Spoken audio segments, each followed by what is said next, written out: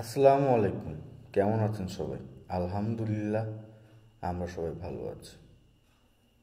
আমার টাকা নাই, তাই আমার কোনো মূল্য নেই। পরিবারের কাছে কোনো মূল্য নাই, বাবা মার কাছে কোনো মূল্য নাই, আত্মীয় স্বজনের কাছে কোনো মূল্য নাই, এই সমাজেও কোনো মূল্য নাই। এটাই বাস্তবতা। এই সমাজ মূল্যায়ন করে কার টাকা কত বেশি, তাকে তত বেশি সম্মান করতে হবে। সবার একটাই প্রশ্ন, আপনি কি করেন?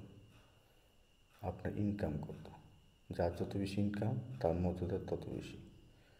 কোন অনুষ্ঠানে সবচেয়ে বড় চেয়ারটা তার জন্যই পাতা হয়। আর যার ইনকাম কম, যার টাকা পয়সা কম, তাকে তেমন কোনো মূল্যায়নই করা হয় না। সমাজের কথা কী বলবো, পরিবারের অনেকেই তো মূল্যায়ন করে না। সন্তান মূল্যায়ন দিতে চায় না, স্ত্রী মূল্যায়ন দিতে চায় না, বাবা মা মূল্যায়ন দিতে চায় না, ভাই বোন মূল্যায়ন দিতে চায় না, শ্বশুর শাশুড়ি মূল্যায়ন দিতে চায় না, শ্বশুরবাড়ির আত্মীয় স্বজন মূল্যায়ন দিতে চায় না। শ্বশুরবাড়িতে গেলে যে জামাইয়ের টাকা বেশি, সেই জামাই মূল্যায়ন বেশি পায়, আর যে জামাইয়ের টাকা নেই, সেই জামাই মূল্যায়ন কম পায়। এটাই বাস্তবতা।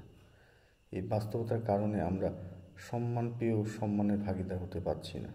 আমাদেরকে বাধ্যতামূলক অসম্মানের ভাগ নিয়ে অনেক কিছু বয়ে চলতে হয়। এইখান থেকে আমাদের মুক্তি পাওয়া দরকার। সবাই সচেতন থাকুন। আসসালামু আলাইকুম।